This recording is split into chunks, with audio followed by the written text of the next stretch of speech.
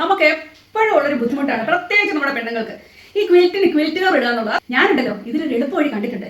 പരീക്ഷണം ശരിയാവും, നമുക്കൊന്ന് നോക്കിയാലോ. പക്ഷെ എനിക്ക് ഒരാളെയും കൂടെ വേണം, നമുക്ക് നോക്കാം അല്ലേ. സുരേഷേ ഒന്ന് വരാമോ?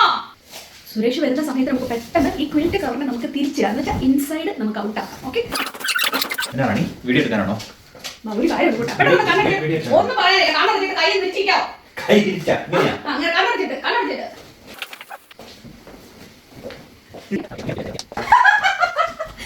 ഇതെന്താ പരിപാടിയാ?